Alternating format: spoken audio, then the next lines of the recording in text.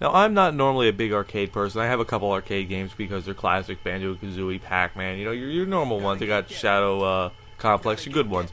And then I always like see this shit. It's always advertised on Xbox. Buy this newest thing, endorsed by Major Nelson. Nobody cares what Major Nelson thinks, but endorsed by him anyway. And it was this game, Splosion Man, and I kept seeing it everywhere, and I just never wanted to pay the full price for it. So I was like, I'll wait. Maybe it'll go down eventually to 800. And I noticed it came down to 400, which is like $5. Don't know if it's still there, but that's what it was when I got it. So I picked it up. $5. Hey, why not? I'll give it a try.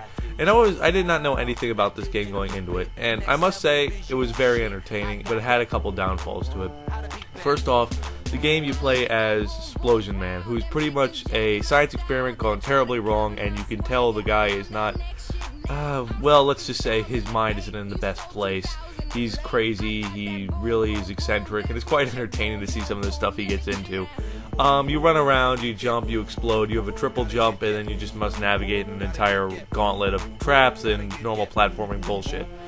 Nothing truly unique. You explode, you blow things up, stuff like that. You have a triple jump, nothing, you know, it's the same old bullshit you've seen in platforming games. But what makes this game stand out are a couple things. One of the visuals. The visuals in this game are very good. While the background visuals aren't the best I've seen, but considering it is an arcade game, I can cut them some slack on that. The visuals on Splosion Man himself, the environment, the cel-shaded area is very good. I really enjoyed it. It was very nice to look at. The lighting is well done. Not the best in arcade games, but for what it was going for, it was very good. The traps constantly get harder. The different platforming levels are harder. Start out good. By the end, I'm really starting to pull my hair out. You have a system for people like my good friend Joel, who can't play platforming games and must just cheat his way through it, like in Crash Course. You have a give up button, basically, which puts a tutu on Splosion Man, and then you're basically wearing that tutu showing, hey, I gave up and I'm a coward and I couldn't do this. I thought that was kind of funny. The charm of this game is definitely the biggest selling point.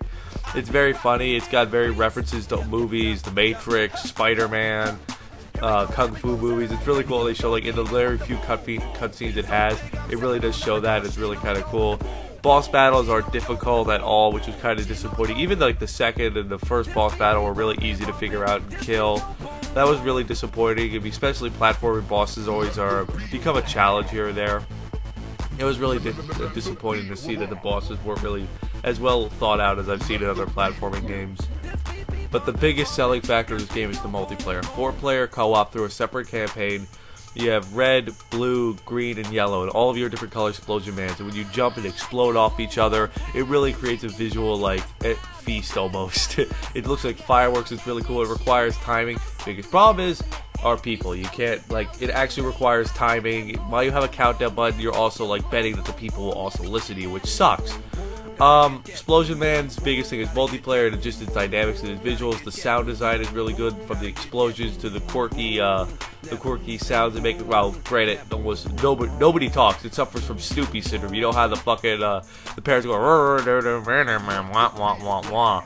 You pretty much have that from all the scientists that are experimenting on you, and from Splosion Man himself. So I wish they could have done a little bit of voice dialogue. I mean, there is a little bit of talking here or there, but I would have liked to hear some dialogue between the scientists. It would have been really cool. Sound design is great as far as music, very I Spy, James Bond, sci-fi oriented. I really enjoyed listening to the soundtrack while I was playing. Overall, Splosion Man's good for the platforming people, maybe for some of the casual gamers and somebody looking for a little bit of a challenge, but it definitely does not appeal to everybody, especially in this Call of Duty gun shooting era. Overall, I give Splosion Man an 8 out of 10.